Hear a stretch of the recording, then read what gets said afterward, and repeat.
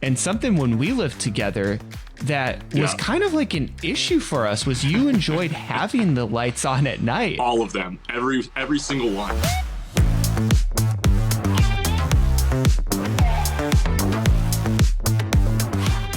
All right, this episode is all about sleep, and I'm going to give you 3 tips right up front. The first one, go to bed at the same time every night. Tip number 2, get at least 30 minutes of aerobic exercise every day. And tip number 3, stop eating after dinner. Now, in this episode, we're going to break down the science behind these tips, why they work, and strategies that we can use to implement them into our lives. And then stick around because at the end, there might just be a bonus tip. That's what we're talking about today on the Prescription Press, the podcast where we break down trending medical topics so we can live longer and healthier lives. I'm your host, Nolan Fisher. I'm a physician who believes that a healthy lifestyle is the best medication. I'm joined today by my co-host, Sam Stix. Sam, how you sleeping? I'm sleeping pretty well, actually. I got to be honest. I'm a lucky guy. I sleep pretty well. I know some people aren't so lucky. Yeah, absolutely. So the other day, I sent you a podcast by our man, Dr. Rangan Chatterjee, Feel Better, Live More. He had an episode called How to Master Your Sleep, where he had a professor on there of sleep named Russell Foster. Yeah. And I went ahead and I sent you a couple podcasts with Matthew Walker, who is a professor at Cal Berkeley and also the author of Why We Sleep. I know he's somebody that you might have actually introduced me to maybe a few years back, but he's got some great tips. So we're going to get into that. Yeah, let's get into what they talked about, huh? For sure. Absolutely. So first off, everyone needs sleep, but it varies in how much person to person. Yeah, absolutely. I know even like societal norms have changed over time. I know I think they said since the 1950s, on average now, we sleep about an hour or 2 per night less than we used to. And once again, obviously, society looks a lot different now than it did in the 1950s. So a lot more reasons to stay up late at night and all that. And absolutely. It can affect you for sure. Yeah. I mean, hey, every single one of us knows that lack of sleep's an issue. It makes us not feel as good. But as it turns out, the health detriments are a little more severe than we may estimate. Yeah, for sure. Obviously, there's short-term and long-term issues, but some of the short-term issues they cited were you're less empathetic, right? You're less socially connected, less creative. You've got a reduced sense of humor. All these sort of things are going to affect your life and leak into other areas and cause you to be less healthy in general. Yeah. And then the long-term issues, we're talking about changes to your immune system, your metabolic health, increases in blood pressure, increased overall stress, higher risk of cancer. And then, of course, maybe the most feared disease outside of cancer, Alzheimer's, dementia. Yeah. So, I mean, listen, we don't need to get too much into sleep and convince people that they need more of it. So let's get into tip number 1, huh? Yeah, let's do it, man. Yeah. Tip number 1, go to bed at the same time every single night. Now, there's this concept of social jet lag. I was doing a little research. I hadn't heard it before, and I think it's a really good point. So it's whenever you go to bed later on the weekends than you do during the weekdays because you're staying up later. And as a result, usually you sleep in later as well. And 88% of teenagers experience this. Now, this is by design with biology because teenagers are supposed to stay up later. We evolved for teenagers to stay up later so they would gain more independence. But we make them get up for school at 7 o'clock in the morning. Yeah. Probably not the best idea. But it's not just teenagers that are struggling from this social jet lag. Over 70% of the overall population has at least 1 hour of social jet lag. And I believe the majority of the population has over 2 hours of social jet lag. So, of course, there's downsides to this. Increases the duration of time spent to fall asleep. This is called sleep latency, and we'll talk about that some more. It leads to worse overall sleep, worse mood, more likely to experience depression and anxiety. Teenagers suffer worse grades, and then there's higher risk of obesity and diabetes. Now, the positive is that if you fix this and you go to bed at the same time every night, you can actually reduce your sleep latency, that time it takes to fall asleep, by 50%. And that was proven in studies. And this has to do with a little something called the circadian rhythm. Yeah, I know it's something I think all of us have heard of before at some point, but I'll be honest with you, as I was kind of listening to all three of these podcasts that we were paying attention to over the last couple of days here, I was connecting with it at some times, and other times I was like, I don't know if I understand this as well as I think I need to. So can you maybe talk a little bit more about circadian rhythm and just kind of what that means in general? Yeah. So the circadian rhythm, fancy word, it's just our body's internal clock that's run by our brain. And it is kind of organizing how everything else in our body has its daily rhythm, right? So our hormones in our body are not just constant all the time. They're constantly in flux, and that allows us to stay functional as well as recover at night. This circadian rhythm is located, the start of it is located in this area called the suprachiasmatic nucleus, and it's in the hypothalamus. And that is located directly above something called the optic chiasm. So it's above suprachiasm, so it's suprachiasmatic nucleus. Okay. What's important about this optic chiasm is where your optic nerves come from your eyes, and they actually cross. And so as a result, it's able to take the information from light that your eye perceives and coordinate your sleep. And so as a result, your circadian rhythm, based on a bunch of factors, but a lot of it's based on light. Yeah. It controls things like your sleep, your body temperature, your metabolism, like I said, your hormones, and it even affects your behavior. Yeah. Yeah, I'm not surprised. I think one of the things that I thought was interesting, I know that like this isn't gonna be a shock to anybody, like you said, I think a lot of times light is what triggers your circadian rhythm, like the beginning of your rhythm, right? Specifically sunlight. And I know that on one of the podcasts we listened to, they talked about how, natural light obviously can be harmful, like late at night to leave lights on, kind of keep you up later, all that kind of stuff. But if you try to artificially kind of produce the morning time with a lot of bright light bulbs and stuff, it's really not going to give you the same effect. They said that the sunlight, I think, is 50 to 100 times brighter than artificial light that you're going to have in your own home. So you really can't get a replacement for getting your circadian rhythm started in the morning with actual sunlight. Yeah. Yeah. And that's why we have all the Andrew Huberman fans out there just walking outside, jumping in their cold plunges while they stare at the sun. Yeah, that's right.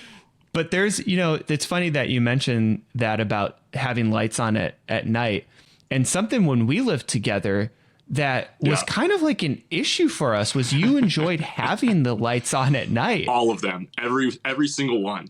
All of them. And for me, it's just like, it was like, no, I can't do this. It was like, but there are different chronotypes across the population. And so basically there are a certain amount of the population that like to wake up very early. There's a certain amount of population that like to wake up very late. And most people are somewhere in the middle. Yeah. And I think the truth is that, you're definitely somebody that your internal clock is adjusted that way, whereas mine is adjusted sooner. Yeah. Absolutely. I think one thing you said a second ago is a lot of this is in fact genetically determined, right? Like you really can't. I think they said you can maybe change it by about 30 to 45 minutes on either end, waking up earlier or later. But beyond that, there are limitations. So unfortunately, I don't think we're ever going to be compatible as roommates ever again, at least not in the size apartment we were living in at that moment. So it's got to be more than like 600 square feet that we were working with. Yeah, exactly. And, it's funny, too, because they were talking also about how society tends to favor kind of morning people over evening people. If you think about it, right? Typical workday, starts around 8 a.m. most places. For some people, that's not incredibly early. For me, that's pretty early. My brain doesn't really start working until 11 a.m., honestly. Like, that's really when I start to get going. And I find myself to be most productive, to be honest with you, very late at night. I would say from 10 p.m. until about 1 in the morning is when I get most of my, honestly, even work for my job done. I just really prefer working at that time. So there are things you can do, however, to kind of trick yourself. I know like myself, for example, I always stay up too late. Like 2 a.m. is kind of my standard bedtime, which I think is pretty crazy for a lot of people, right? Like that really is the time that my body likes to fall asleep. However, that scares me. Yeah, I know, especially after everything. Personally, I get scared when I'm up at 2 o'clock in the morning. Yeah, I know. And it's funny too, because they said, midnight used to mean middle of the night, right? Mm-hmm. Like that's what the word actually means. But when we think of midnight, now we're like, oh, that's kind of like the beginning of the night for a lot of people, I think, at least in my world. I don't know about you. I think you're a little bit more disciplined. No, I agree. Yeah, I agree. Yeah. For a lot of people, they don't go to bed till after midnight. Oh, for a huge chunk of people. Yeah. 100%. The good news is, however, there are some ways that you can kind of trick yourself into getting tired a little bit earlier. I kind of like there were a couple ideas they talked about. So there's like different signals you can kind of present to yourself, kind of incognito in an undercover way, if you can kind of maybe set up some things ahead of time. So like obviously one super simple trick is just turning your phone to night mode, right? So that obviously reduces the amount of blue light that comes through your phone and kind of has like more of like an amber kind of ambient light that kind of shines. It doesn't, I guess its effect on your eyes is essentially different. There's also things you can do in terms of just changing the light bulbs in your house to maybe a darker light. Now that might be a little more extreme, but if you have like an Alexa, for example, you can maybe plug in a light to an Alexa, and every time of the night, let's say it's 9 o'clock, 10 o'clock, whatever time you want to get sleepy, you can put a different type of light in there, whether it's more of an amber tone or maybe even just a darker bulb, or just try to, keep less lights on late at night. They also talked about scents. That was another one too. Like you can maybe trick yourself, right? If there's a specific scent that you can experience that you associate with kind of sleepy time, if you will, it's going to kind of trick your brain into getting tired again. So once again, if you've got a smart plug, you can plug in an air freshener, for example, that you might associate with getting tired. Basically, getting sleepy essentially. So I don't know. Those were some interesting tricks. I don't know how many people will utilize them, but at the end of the day, I thought it was an interesting way to kind of trick yourself into getting tired. Dude, rituals work. Yeah. Rituals work. We're like, we have rituals built into our society, but they're like hammered into our brains. I think you're right about that. If you have a ritual before bed, whatever it is, just create one, and that can help you maybe push your predisposition to staying up late a little earlier to help you get more sleep. Absolutely. So let's go into tip number 2, and that's get at least 30 minutes of aerobic exercise every single day. So I want to talk about something called the upward spiral. I read this in a research paper somewhere. I was digging through, and they talked about the connection between aerobic exercise and sleep. And so a lot of people that aren't doing a lot of exercise also have trouble sleeping. And so the idea of the upward spiral is like the opposite of the downward spiral, where you do more exercise, which leads to better sleep. And then by sleeping better, you're in a better mood, you feel better, and you're ready to do more exercise. And so you get this upward spiral. And so the important part about aerobic exercise is that it sends the signal to your brain that your physical body, not just your brain, your physical body needs to rest and recover. And as a result, when you are more fatigued, they actually found in studies that you have decreased overall anxiety, but you also have decreased sleep anxiety. And so there was a 2013 study where they did different types of exercises, and they found actually that yoga and Tai Chi were particularly effective, as well as aerobic exercise, because they work on that on your mind as well, because you're focusing on being mindful. And then the aerobic exercise, of course, tires out your body. And then when it comes to that sleep latency, like we talked about before, aerobic exercise cuts that sleep latency in half, which is pretty impressive. I mean, there was a case study of a girl who was having an hour and a half of sleep latency. Yeah. And she cut it down to like 12 minutes on average just by instituting aerobic activity. Yeah, I believe it, man. I know anecdotally for myself, also my girlfriend's the same way. It's like if we go to go up to the track and do like an intense track workout, right? And we do, a ton of stuff, whether it's like bodyweight squats and sprints and all that kind of stuff. Like I know for a fact we always sleep better after we're physically exhausted. And then we get more sleep, and then we're more incentivized to want to exercise the next day as well. Like I've absolutely experienced that myself. Absolutely. So I don't want to go too deep on aerobic exercise here, but just to clarify, aerobic exercise is activity like walking uphill, and it depends on your physical fitness. It could be walking uphill. It could be just walking. It may be running. It may be biking. anything that works your cardiovascular system, which in turn affects the rest of your body, but it gets you to a point where you are breathing harder than you are at rest, but you're still able to have a conversation. It just may not be the most comfortable conversation you've ever had. Yeah. So you should aim to do at least 30 minutes of that every single day. And that will help not only your overall health, but help you get to sleep and get to sleep faster. Yeah. I love it. All right, let's go on to tip 3. And this is don't eat after dinner. Okay. So we all know the late night snacks are the ones that get you, right? I'm a fiend for some late night ice cream. Yep. One of the biggest reasons I have trouble falling asleep at night, when I do have trouble falling asleep, it's whenever I've eaten a ton of sweets before bed. Yeah. And so I think, in general, the recommendation is to not eat too late. But I think because of a lot of our lifestyles, we tend to have dinner that is pushed later and later. And I think it's fine to eat a dinner, but I don't think you should eat after dinner, because a lot of times you get into the unhealthy foods that are higher in sugar and they're higher in fat. And those make it particularly difficult for you to fall asleep. And the research backs that up. So the more evening calories you have, it causes, like I said, longer time to fall asleep.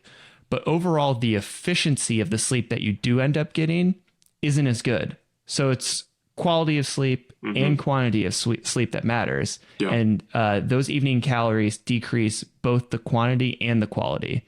They also cause more frequent waking up in the middle of the night, and they decrease the overall level of REM sleep that we get. Yeah, absolutely. I one thing I want you to maybe clarify too a little bit, because this is something, once again, I think a lot of people have heard of circadian rhythm. They've heard of REM versus non-REM, like rapid eye movement. We've all kind of heard of that peripherally at some point. But can you maybe talk a little bit more about the difference between REM and non-REM sleep? And maybe kind of, is there one that's more beneficial than the other, for example, too? Yeah. So I like to think of sleep. Now, there's the 4 stages of sleep that people talk about. I like to group it into 3 different things. Okay. There's the light sleep, deep sleep, and REM sleep. So I like to think about light sleep as when your body's trying to figure out if you're really going to sleep. And so for me, what happens when I get in light sleep is like I'm kind of in and out of sleep and I'm twitchy. And then that's not when you're getting the biggest benefit of the sleep, but that's like initiating the process, right? When you move into deep sleep, you're not dreaming in deep sleep. Deep sleep is where your body temperature cools down, your heart rate cools down, and you aren't moving a lot. And as a result of that deep sleep, that's when the body starts to recover, like from the physical toll that you've had of the day, like exercise and stuff like that. That need for deep sleep is part of why physical activity helps you sleep better, because your body has more of a drive for that deep sleep. Okay. Then the third one, so we have light sleep, we have deep sleep. The final one is REM sleep. Okay.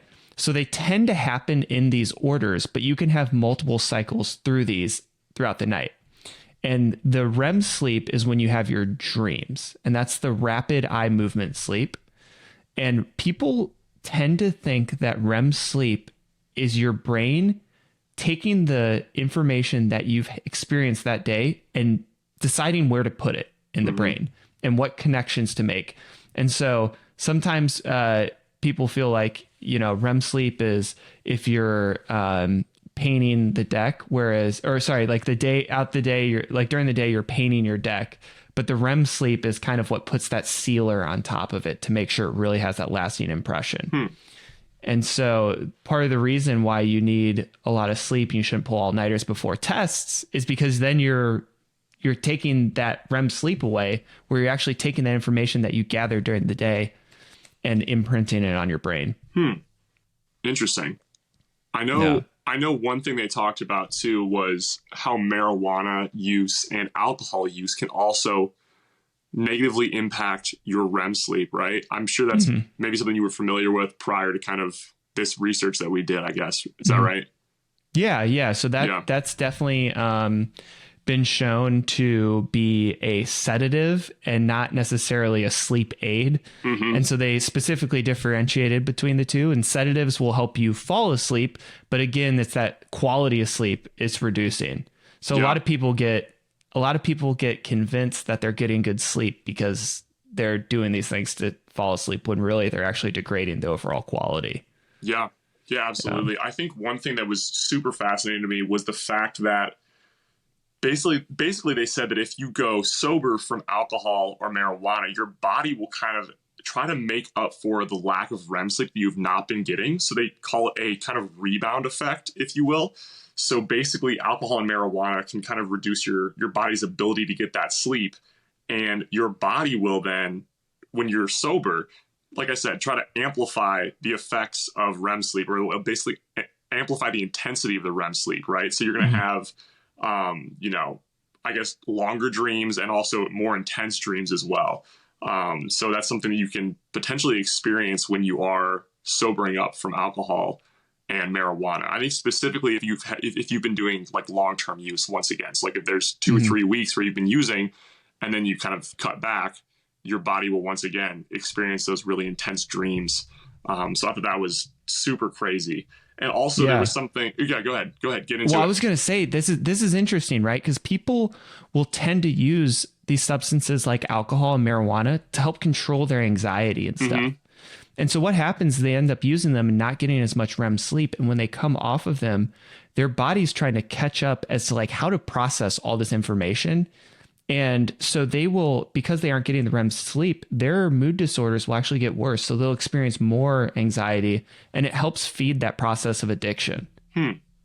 Interesting. Yeah. I think there was something else they mentioned too that I'd never heard of before. I actually was pronouncing it incorrectly. I thought it was delirium tremors. Apparently it's delirium tremens. I think you had mentioned. And I think I'll kind of give a rudimentary explanation. I think it's essentially where you're kind of almost hallucinating during the day. You're almost in a dream state while you're awake, because your body is basically trying to kind of make up once again for the lack of REM sleep that you've been getting. Is that something you've been, were you familiar with that before? Yeah. Yeah, it's something, it's a type of acute psychosis. And basically you start dreaming while you're awake. Man. Okay. So people who withdraw off alcohol, we always say, oh, you get the shakes, right? People get the shakes from withdrawing off alcohol. Well, when you're abusing enough alcohol for long enough, you can actually get much worse side effects. And I actually experienced, whenever I was an intern on internal medicine, I had a bunch of patients that went to delirium tremens, but I had one particular patient who was admitted with an alcohol overdose, and he was there for about 2 days, going on 3 days, and he was doing really well. And I thought he was doing fine. And then I went to see him one morning, and he was hallucinating. He thought there were spiders all over the ceiling. He thought there were snakes in the room. And we ordered some medication called Ativan. And that's basically a anxiety med that happens to hit the same receptors as alcohol, so it can prevent the withdrawal. Oh, interesting. He didn't get the medication soon enough, and he ended up experiencing a seizure. Oh my God. And so that's one of the potentially fatal effects of alcohol withdrawal, is experiencing a seizure. Wow. But yeah, we just call it the DTs, and people get the DTs whenever they withdraw off alcohol. Wow. And it's a warning sign, because that next thing, like what happened with my patient, is they can have a seizure, and that could be potentially fatal. Oh yeah. Wow. That's crazy. I didn't realize that was like, I don't want to say it's super common, but I don't know. I thought that would be like a super rare instance of something that people would experience. But like I said, or like you said, it sounds like it's something you've experienced in the past. So that's wild. It's crazy. Yeah. So let's go for the bonus tip. Let's do it. The bonus tip is keep the temperature in your room cool. And I'm not talking about 75 degrees. As it turns out, the right temperature is somewhere between 65 and 68 degrees, according to the studies. I honestly don't say, oh yeah, you strictly need to have your temperature 65, 68 degrees, because people run different temps, man. Yeah. Like, I know my wife, if it were 65 degrees in the room, she's freezing, whereas I'm comfortable. Yeah. So I just think if you could take your temperature in your room and bump it down to a level where you're cold enough that you're snuggling under a blanket and you feel comfortable, I think that's good. If you want to sleep better and you're sweating while laying in bed, that's the issue. Turn down the temperature and get some good sleep. Yeah. And the reason behind this is because I was unaware of this. Apparently your brain actually needs to cool its temperature by about, I think they said, was it 2 to 3 degrees before it's actually able to fall asleep. So that was something I was completely unaware of. So it totally makes sense how you want to keep your room cooler. And there's one tip that he specifically gave, which is completely counterintuitive. And I might have you expand on this, but he mentioned maybe take a hot shower or a hot bath before bed. And like I said, it's counterintuitive because you think, okay, well, I want my brain to cool down. So why would I take a hot shower before bed if I'm trying to get tired, right? But I think that, he talked about specifically, I guess like vasodilation, right? I don't know if you can kind of get into that a little bit and kind of what your body will do after it kind of experiences that hot bath or shower. Yeah, well, the water is so warm, right? Your body is like, oh gosh, I can't get this warm. So immediately when you're getting out of the shower or while you're in the shower, your blood vessels in your skin will actually dilate. So it will take the blood vessels away, the blood away from different areas of your body and take it to your surface of your skin. So as a result, all those blood vessels are dilated. You step out of the shower, you step out of the warm bath, and your body starts getting rid of heat. And that can, in turn, help you take your normal body temperature and get it to that 2 to 3 degrees lower than it needs to be. Yeah. So it seems counterintuitive, but when you're basically just, helping your body cheat a little bit to get that advantage. Yeah, they talked about they called like a heat dump, basically, right? Like just like dumping heat very, very quickly. And like I guess it makes sense, right? That's why you get like that rosy kind of red skin whenever you gotta have a hot tub or a hot bath or a hot shower, right? Your skin usually has like a reddish, pinkish tone to it. And once again, it's because those blood vessels are basically dilating and allowing your body to actually get heat out quicker to kind of cool down your internal organs. So yeah. It's crazy, counterintuitive, but hey, it works. Yeah. So absolutely. We got our 3 tips. All right. We got avoid that social jet lag by going to bed and waking up at the same time every single day. Yep. Tip number 2 is get at least 30 minutes of aerobic activity every single day. Tip number 3, don't eat after dinner. And then the bonus tip, keep your room cold. Yeah. And that's all we got for this episode. Yeah. Yeah, if you know someone that has trouble sleeping, feel free to drop a link to this podcast, send them a link, and hopefully this will help them out. Even if it helps out a little bit, that's your sleep obviously is so important to your health that they're going to see drastic benefits, I guess, for their entire overall health. Yeah, absolutely. Well, that's it for this episode of the Prescription Press. Sleep tight, everybody. See you next time.